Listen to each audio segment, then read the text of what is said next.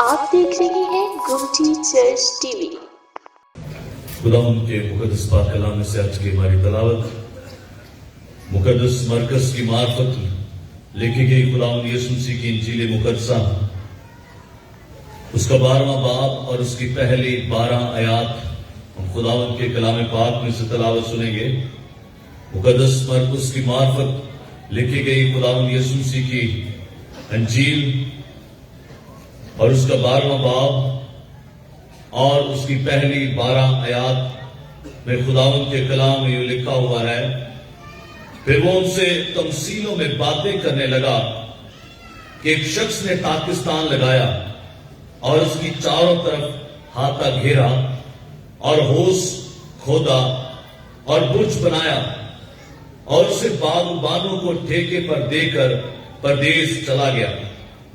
پھر پھل کے موسم میں اس نے ایک نوکر کو باغبانوں کے پاس بھیجا تاکہ باغبانوں سے پاکستان کے پھلوں کا حصہ لے لے، لیکن انہوں نے اسے پکڑ کر پیٹا اور خالی ہاتھ لوٹا دیا۔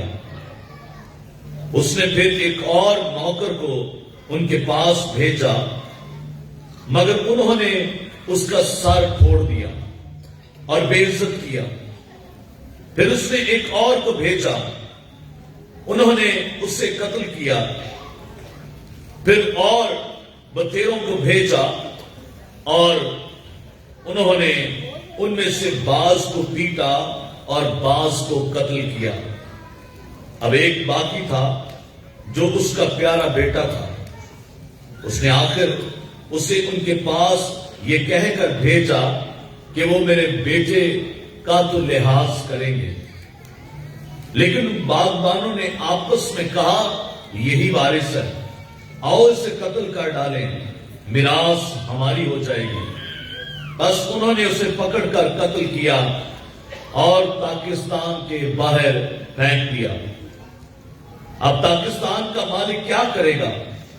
وہ آئے گا اور ان باغبانوں کو ہلاک کر کے پاکستان اوروں کو دے دے گا۔ کیا تم نے یہ نوشتہ بھی نہیں پڑھا کہ جس پتھر کو بیماروں نے رد کیا وہی کونے کے سرے کا پتھر ہو گیا؟ یہ خداوند کی طرف سے ہوا اور ہماری نظر میں عجیب ہے۔ اس پر وہ اسے پکڑنے کی کوشش کرنے لگے مگر لوگوں سے ڈرے کیونکہ وہ سمجھ گئے تھے کہ اس نے یہ تمثیل ان پر کہی۔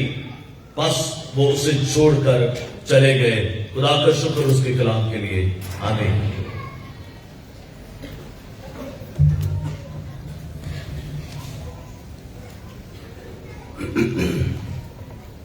یسوع کی زندگی کے آخری ایام گزر رہے ہیں، آخری دن گزرے ہیں، اور یسوع ان دنوں میں ایک تمثیل بیان کرتے ہیں۔ یسوع عام طور پر جو تعلیم دیتا ہے وہ ایسی تعلیم ہے کہ سب کو سمجھ آتی ہے۔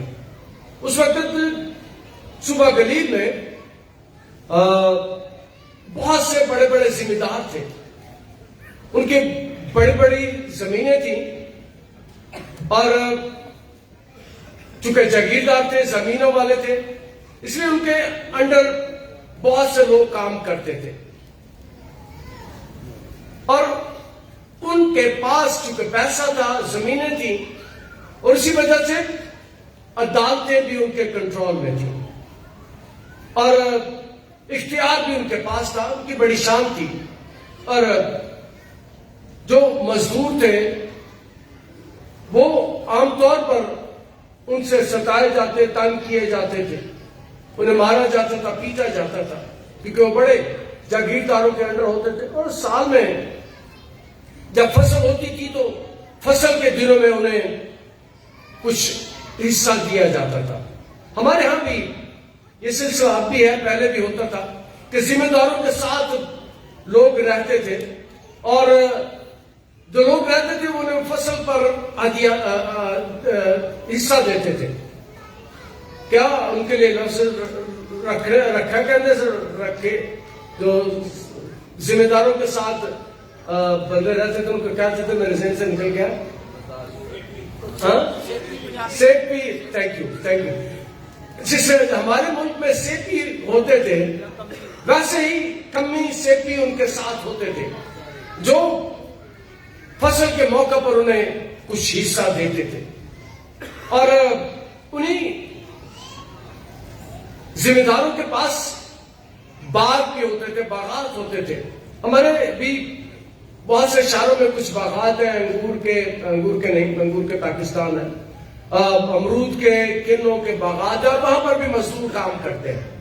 اور صوبہ گلیل میں بھی ایسا ہوتا تھا کہ وہاں پر بڑے بڑے لوگ رہتے تھے اور چونکہ ایسا ماحول ایسا تھا اس لیے لوگ اس سارے واقعہ کو جانتے تھے، سمجھتے تھے. اس لیے یسوع مثالوں میں، تمثیلوں میں لوگوں کو بتاتے ہیں. اور یہ میں نے بیان کیا کہ اس کی زندگی کے آخری دن ہے اور یہ تمثیل بیان کرتے ہیں. اور ہم اگر کلام مقدس کو دیکھیں تو پھر وہ ان سے تمثیلوں میں باتیں کرنے لگا کہ ایک شخص نے پاکستان لگایا اور اس کی چاروں طرف آتا گھیرا اور ہاؤس کھودا اور برج بنایا اور اسے باغبانوں کو پر ٹھیکے پر دے کر واپس دے کر پردیس چلا گیا. تمثیلوں سے باتیں کرنے لگا. اور یسوع کے میں نے بتایا آخری دن ہے اور یسوع آخری دنوں میں جو باتیں کر رہے ہیں وہ تمثیلوں میں.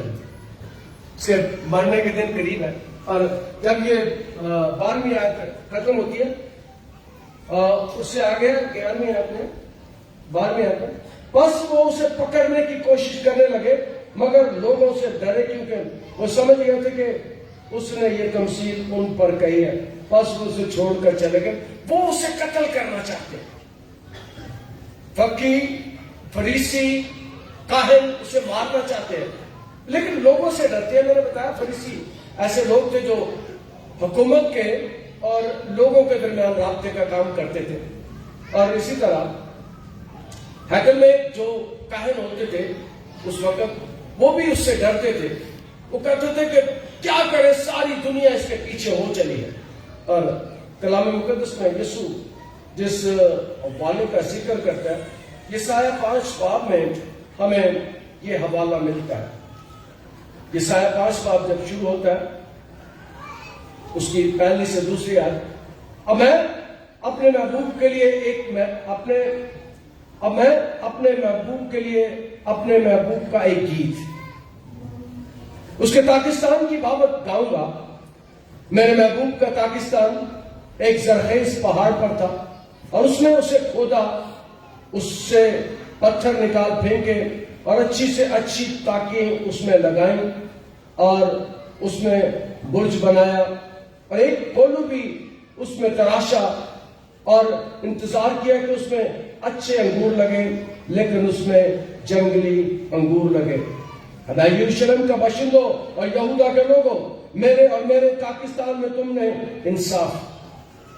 ہی انصاف کرو. یہ پورا باب اگر ہم پڑھے 5واں تو 5ویں باب میں جس پاکستان کا ذکر ہے یسوع اسی پاکستان کا ذکر کر رہا ہے. اور اس وقت تاک انگور کو کہتے ہیں، تاک انگور کو کہتے ہیں اور پاکستان انگوروں کے باغ کو کہتے ہیں. اس وقت بنی اسرائیل قوم کو خدا نے کام کیا اور اس میں بہت سے نبیوں کو بھیجا. بہت سے نبی آئے لیکن اس قوم نے انہیں مارا پیٹا، ان کے ساتھ زیادتی کی اور ان نبیوں کو مارنے والی قوم ہے. کلام مقدس اس بات کو بیان کرتا ہے کہ خدا نے ایک پاکستان لگایا لیکن اس میں پھل کوئی نہیں مل رہا، انگوروں میں پھل کوئی نہیں مل رہا. اور کلام مقدس اس بات کو بیان کرتا ہے اس نے اسے ٹھیکے پر دیا. پھر پھل کے موسم میں اس نے ایک نوکر کو باغبان کے پاس بھیجا تاکہ باغبانوں سے پاکستان کے پھلوں کا حصہ لے لے. اب وہ مالک اس کا خدا ہے، وہ مختلف نبیوں کو بھیجتا ہے اور پھل کو تلاش کرتا ہے. اور آج صبح میں ساتھ ایلڈر صاحب بیٹھے ہوئے تھے، ذیشان صاحب، میں ان سے بات کر رہا تھا کہ ہمارا بھی خدا ہمارے درمیان پھل ڈھونڈتا ہے. اور میری خدمت کا زیادہ جو حصہ ہے وہ اس بات پر ہوتا ہے کہ جو اپنے آپ کو مسیحی کہتے ہیں اور مسیحی ہے نہیں، جو اپنے آپ کو نام کے ساتھ مسیح لکھتے ہیں پر مسیح ان کی زندگی میں کوئی نہیں ہے، میری زندگی کا مقصد یہ ہے کہ وہ یسوع کے پاس آتے ہیں، وہ اپنی زندگی یسوع کو دے جو یسوع کو نہیں جانتے، جو یسوع سے واقف نہیں ہے، جو یسوع کی تعلیمات کو نہیں جانتے، جن کی زندگی میں کچھ اور نظر آتا ہے، اور میری خدمت کا زندگی کا مقصد یہ ہے کہ انہیں یسوع کے پاس لے کر انہیں خداوند کے بارے میں بتائیں۔ اور میں بات کر رہے تھے کہ میں خدا کا شکر ادا کرتا ہوں کہ ہمارے یہاں بہت سے لوگ ایسے ہیں، زیادہ تر لوگ ایسے ہیں جن کی ایسی ہی گواہی ہے۔ وہ کبھی گرجے نہیں جاتے تھے، سال سے ایک بار جانتے سن، ایک میں بات کیا کرتا ہوں کہ وہ ادو گرجے جانتے سن جدو بیاہ ہوتا سی نکاح کے ٹائم، تو پھر دوجی باری ادو آتے سن جدو مر جاتے سن، جدو انہوں کا جنازہ ہوتا سی۔ اس تو بعد انہوں نے عبادت کا پتہ ہی نہیں سی، عبادت کو نہیں جانتے تھے، لیکن خدا کا جلال، خدا کے نام کو سارا جلال ملے، خدا کے نام کی عزت ہو، اور اسی کو سارا جلال میں دینا چاہتا ہوں جس کے وسیلے سے یہ سارے لوگ آج آ گئے ہیں، یہاں پر موجود ہے۔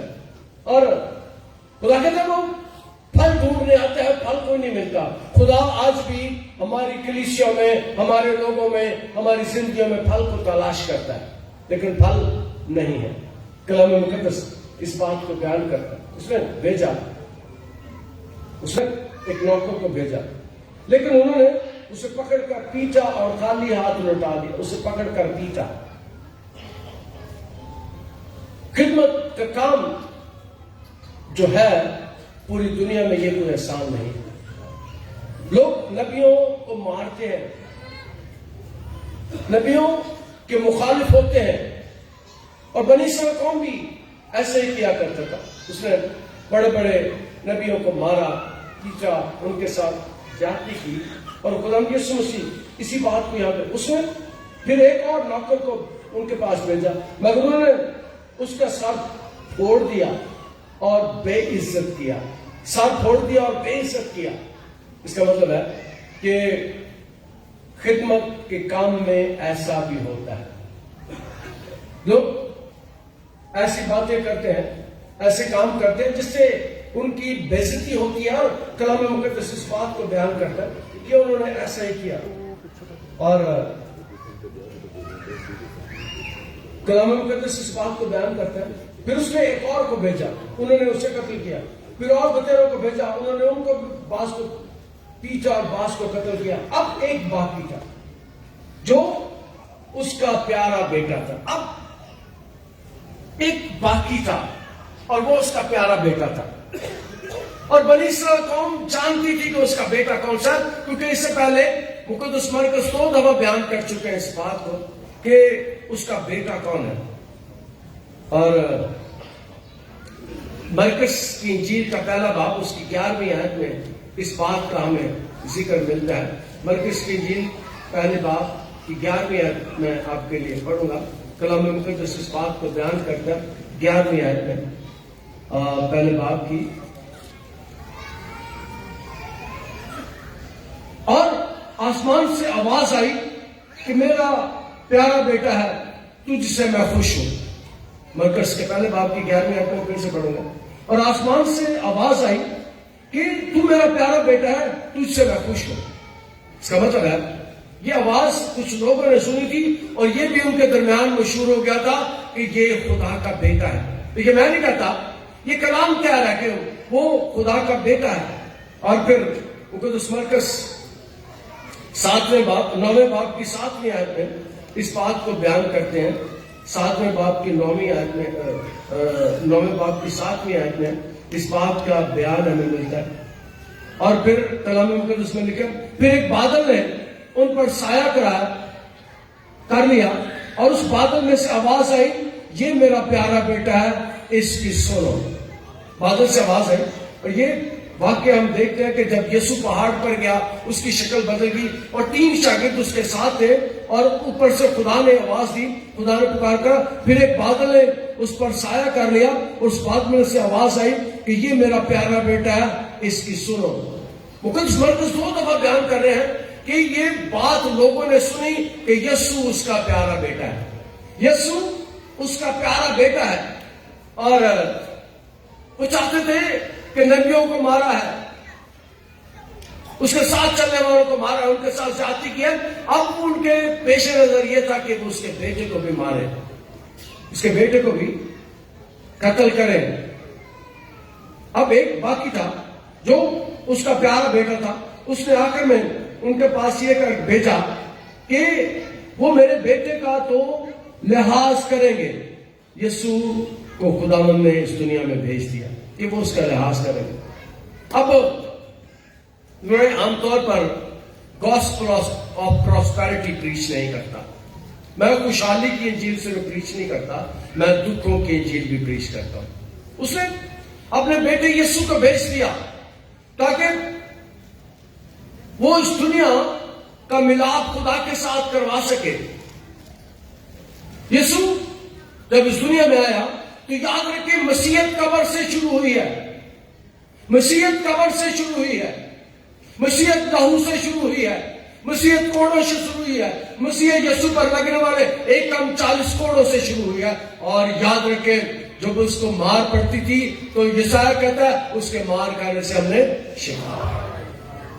قبر میں چیزیں ختم ہو جاتی ہے، قبر میں ہر چیز کا خاتمہ ہو جاتا ہے، مٹی مٹی میں مل جاتی ہے، لیکن میرا یسوع قبر سے جی اٹھا، میرا یسوع قبر سے نکلا۔ مسیحیت قبر سے شروع ہوئی ہے، مسیحیت دکھوں سے شروع ہوئی ہے، مسیحیت وہاں شروع ہوئی ہے جہاں ساری چیزیں ختم ہو جاتی ہیں۔ وہ تیسرے دن مردوں میں سے جی اٹھا اور پوری دنیا کو بتا دیا کہ کوئی چیز اسے شکست نہیں دے سکتی۔ انہوں نے اسے مارا، انہوں نے اس کے منہ پر تھوکا، انہوں نے اس کے بدن پر 1:40 کوڑے لگائے۔ اس نے اس بات کو ثابت کیا کہ مجھے زندگی پر اختیار ہے،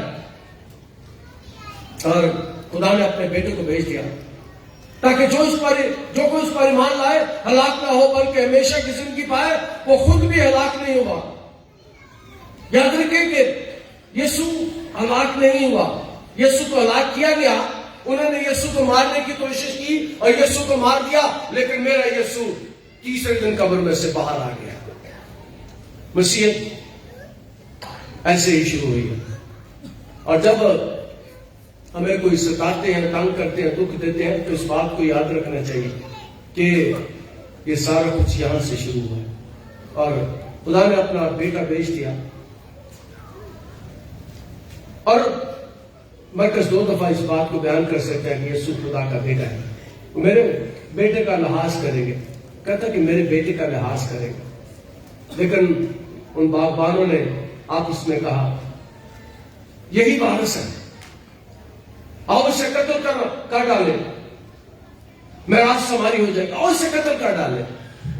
وہ پریشان تھے کہ لوگ اس کے پیچھے جاتے ہیں، وہ پریشان تھے کہ وہ بڑے بڑے معجزات کرتا ہے، وہ پریشان تھے کہ اس نے 4 دن کے مردہ لازر کو زندہ کر دیا ہے، وہ پریشان تھے وہ کوڑیوں کو شفا دیتا ہے، وہ پریشان تھے اس کے کہنے سے درخت سوکھ جاتے ہیں، وہ پریشان تھے کہ وہ پانی پر چلتا ہے، وہ پریشان تھے کہ لوگ ہزاروں کی تعداد میں اس کے پیچھے جاتے ہیں، اور عام طور پر یسوع کے پیچھے 12-15 ہزار لوگ ہوتے تھے۔ جب اس نے بھوکوں کو کھانا کھلایا تو اس وقت اس کے پیچھے 14-15 ہزار لوگ تھے، جس کے بارے میں لکھا ہے کہ 5 روٹی اور 2 مچھلیاں لے کر اس نے 5,000 کو سیر کر دیا، لیکن آگے لکھا ہے بچوں اور عورتوں کے علاوہ۔ تو 12-15 ہزار لوگ تھے، اس کا مطلب ہے 12-15 ہزار لوگ اس کے پیچھے ہوتے تھے۔ یسوع لوگوں کے کام کرتا تھا، لوگوں کی زندگیوں میں کام کرتا تھا۔ یسوع ان کی زندگیوں میں عجیب کام کرتا تھا۔ یسوع لاعلاج بیماریوں کا علاج کرتا تھا، یسوع گناہوں کو معاف کرتا تھا۔ اور بات میں بتانا چاہتا ہوں کہ عام طور پہ میں نے آپ کو بتایا کہ دنیا کی سب سے بڑی بیماری گناہ ہے، اور یسوع جس بیمار کو شفا دیتے تھے کہتے تھے جا تیرے گناہ معاف ہو گئے۔ یسوع گناہوں کو معاف کرنے کا اختیار رکھتا ہے۔ اور وہ کہتے ہیں اس کے بیٹے کو قتل کریں، اس کے بیٹے کو ماریں تاکہ میراث ہماری ہو جائے، کیونکہ وہ چاہتے تھے لوگ ہمارے پیچھے آئیں، لوگ خدا کو چھوڑیں، ہمارے پیچھے آئیں۔ وہ کہتے تھے کہ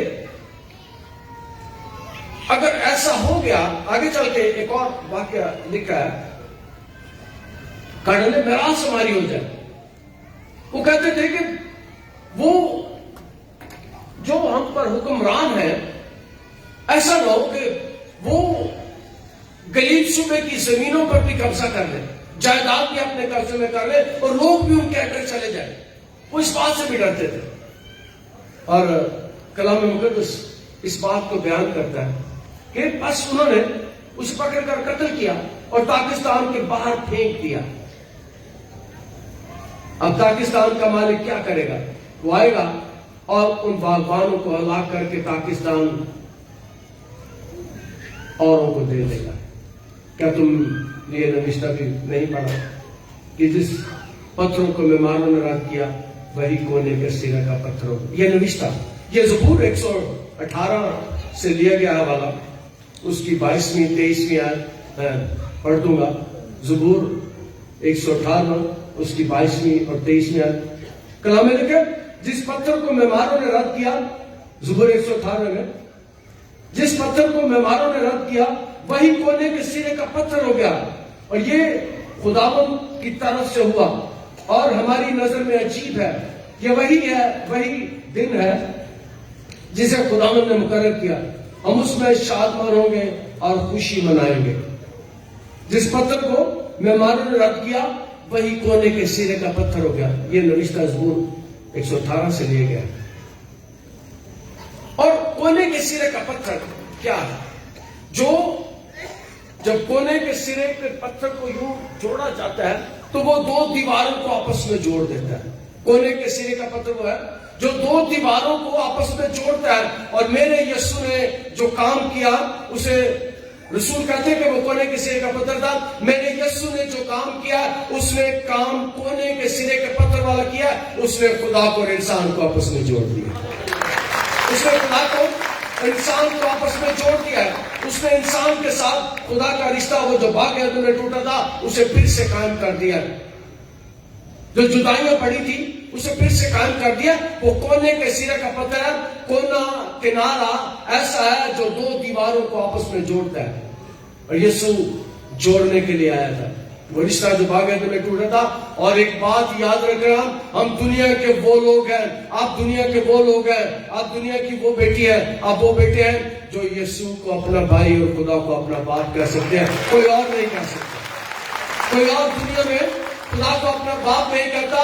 یسوع نے ہمارے رشتے کو قائم کر دیا، پھر سے بحال کر دیا، اس لیے ہم خدا کو باپ کہتے ہیں۔ جب اپنی مشہور دعا کرتے ہیں تو کہتے ہیں ہمارے باپ۔ یسوع نے انسانوں کے رشتے کو خدا کے ساتھ پھر بحال کر دیا۔ اور چلتے چلتے ایک بات بتا دوں، جب بچوں کو گھر میں آپ دعا کرتے ہیں، ادھر بھی آ کے کئی دفعہ لوگ دعا کرتے ہیں اور یسوع کو باپ کہہ دیتے ہیں جو علم الہی کی روح سے درست نہیں۔ یسوع کو جب کہیں تو یسوع رشتہ داری میں آپ کا اور میرا بھائی لگتا ہے۔ خدا ہمارا باپ ہے اور باپ دو نہیں ہوتے۔ خدا ہمارا باپ ہے اور یسوع رشتہ داری میں ہمارا بھائی لگتا ہے۔ جب ہماری مشہور دعا سکھا رہا تھا تو اس نے بھی ساتھ پڑھی، اس نے کہا جب دعا کرو تو کہنا ہے ہمارے باپ، یعنی یسوع بھی اس میں شامل تھا۔ یسوع کو باپ بھی ہم نے 2 دفعہ دیکھا کہ خدا کہہ رہا ہے یہ میرا بیٹا ہے جس سے میں خوش ہوں، اور پھر کہتے ہیں یہ میرا بیٹا ہے جس کی سنو۔ خدا کا بیٹا یسوع ہے۔ اور جب اب گھر میں بھی دعا کریں، ادھر بھی آ کے دعا کریں تو مہربانی کر کے اس بات کا خیال رکھا کریں کہ یسوع خدا کا بیٹا ہے۔ اور کلام مقدس اسی بات کو بیان کرتا ہے، جس پتھر کو معماروں نے رد کیا وہی کونے کے سرے کا پتھر ہو گیا۔ یہ خداوند کی طرف سے ہوا اور ہماری نظر میں عجیب ہے، ہماری نظر میں عجیب ہے۔ یہ خداوند کی طرف سے ہوا۔